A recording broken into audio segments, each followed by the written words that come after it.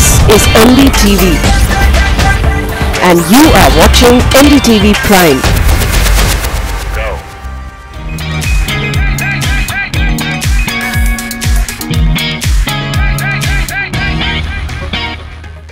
It is time for CNB Bazaar Buzz here. Thanks for joining us on a brand new episode. I'm Siddharth Vinayak Patankar and this is today's lineup.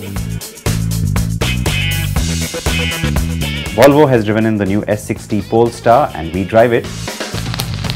The big update on Hyundai's Accent. And it's a solo rider taking his Triumph Tiger all the way from Australia to Sweden.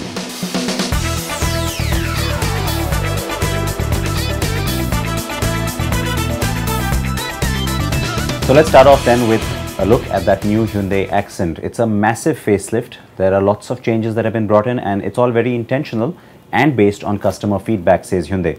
The whole idea is to make the car look prettier and more appealing and also load in a lot more features on the interiors to make it a little more plush. Why? Well, because the Accent has a bit of a reputation of being a taxi, and in fact it's the old pre-facelift Accent that will sell as the Accent Prime only to the taxi segment, and this new one is only for individual buyers.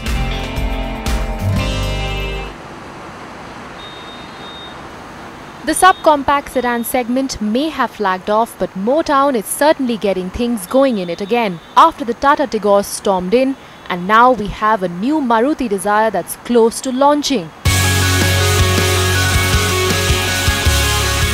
Hyundai has got into the act with a significant facelift of the Accent, a car it now sees huge volumes from despite its slow start.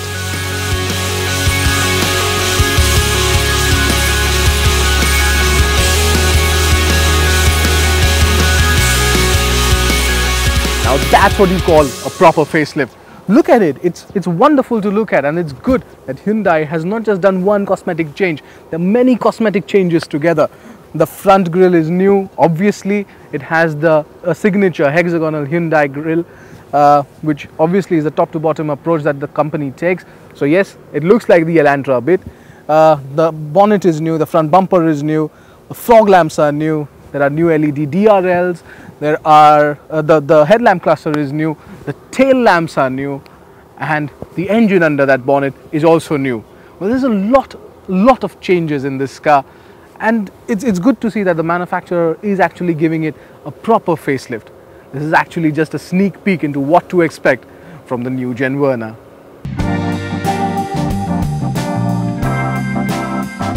The front grille is a value addition to the Accent and is what distinguishes it from its younger brother, the Grand i10. The wrap around the tail lamps are now more proportional, and the 15-inch diamond-cut alloy wheels too add their bit to the car's overall appearance.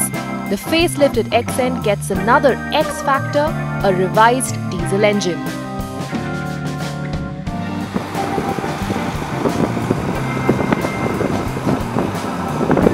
But while there are a host of changes on the outside, the biggest change is the one in the bonnet, and that's the 1.2 litre engine. That's a diesel one which we saw in the Grand i10 as well.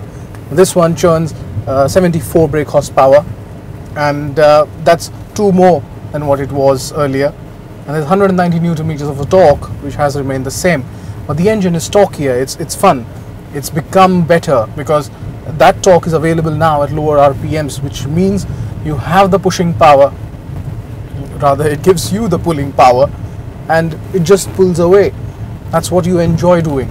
The clutch is extremely light, which is why you enjoy driving it in traffic conditions, and even the steering wheel as well is light, which is why maneuvering isn't a problem. And Hyundai has worked on the ride and handling of this car, and it shows with the way this one functions. It's not too stiff and it's not too soft as well, so it's pretty comfortable, rides on potholes very well.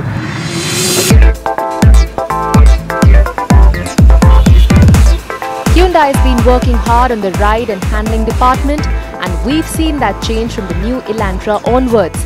The Accent benefits from this. It's not a driver's car yet, though the steering has been worked on and now doesn't feel artificially manipulated as before.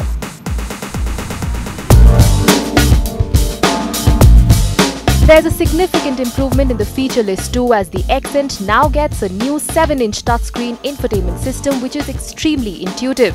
There's also Android Auto and Apple CarPlay connectivity options, as also Mirror Link. Other features include new fabric upholstery, automatic climate control, electrically adjustable ORVMs and steering mounted controls. Most of this is restricted to the top end though. What you don't get is a range or DTE, distance to empty, and this could have been an addition over the previous model. There's also a rear AC vent which makes life easier for the co-passengers.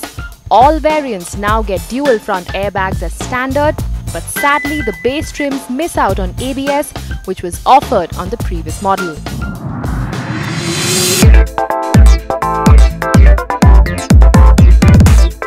But we have to say that the Accent facelift is still a welcome change than in the subcompact sedan segment. The enhanced skid takes aims itself squarely at the individual buyer rather than fleet operators, and the pre-facelift car will continue to sell as the Accent Prime to the taxi segment. But the battle in this segment has only just begun, as we can't wait to drive this car too. So that is the new Hyundai Accent. Tell us how you like it. Let's move on now and talk about a supercar experience that Oryx is promising you. So if that's something that you've always wanted to do, drive a supercar on a track, well, you can. You can go ahead and book yourself a slot from Oryx, get into a supercar and get on to the racetrack.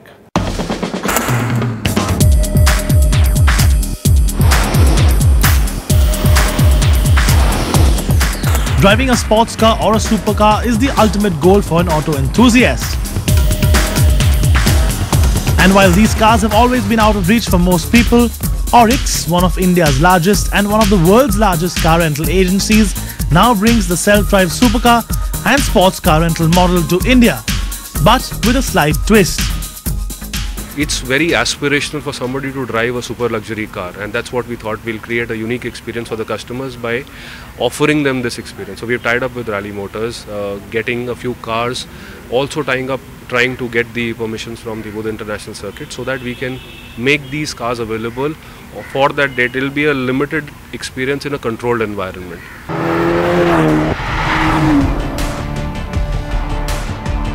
The supercar self-drive experiences will be available on Oryx's My Choice portal and will be auctioned off to the highest bidder.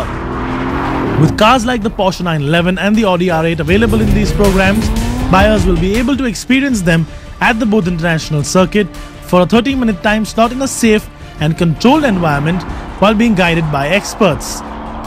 And to top it all off, Oryx plans to donate all the proceeds from the supercar self-drive experience to charity to help aid transportation for school children in rural areas.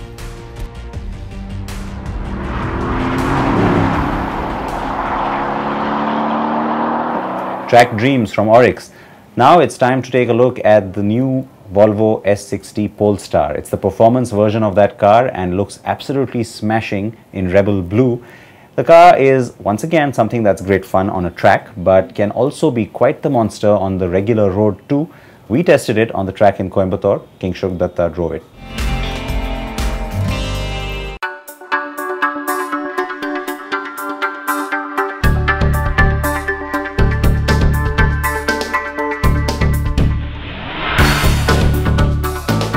For the uninitiated, Polestar is the performance vehicle division of Volvo. While Volvo has been in India for quite some time now, it has never got one of its Polestar models to us. The 2017 S60 Polestar is finally here to correct that situation. There's no doubt that Volvo cars look good.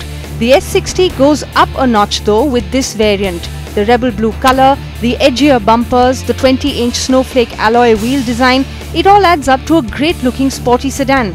The blue Polestar badge makes an appearance at the front and rear.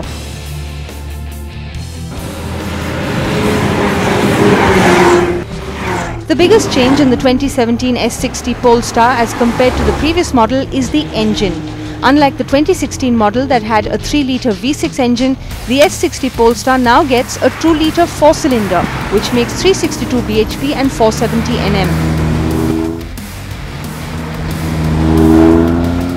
It's turbocharged, and a supercharged Volvo says that there are over 260 new parts in the S60 Polestar. The air intake and the turbo have been made bigger for better performance. Volvo claims a top speed of 250 km per hour and a 0 to 100 km per hour sprint time of 4.7 seconds for the S60 Polestar. The car impressed us with its performance and handling, and we simply cannot wait to drive it on regular roads as well. The S60 Polestar can now be yours for 52.5 lakh rupees ex-showroom Delhi. Only 1500 models will be made globally, so in case this car appeals to you, I suggest you rush to your nearest Volvo dealership now. The diffuser at the front produces a downforce of 21 kilos, while the rear diffuser generates 33 kilos of downforce at maximum speed. Power is sent to the wheels via an 8-speed torque converter transmission, and there is a Borg-Warner AWD system as well.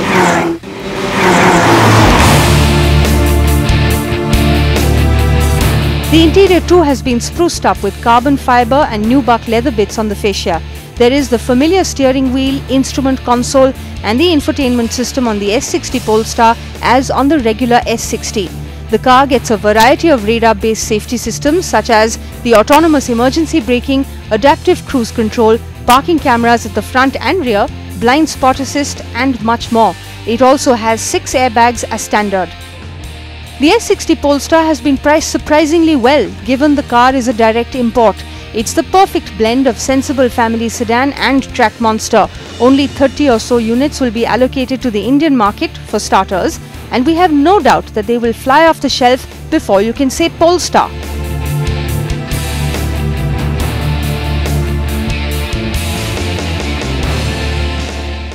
Time for a short break here on CNB Bazaar Buzz. We come back with more. Please keep watching.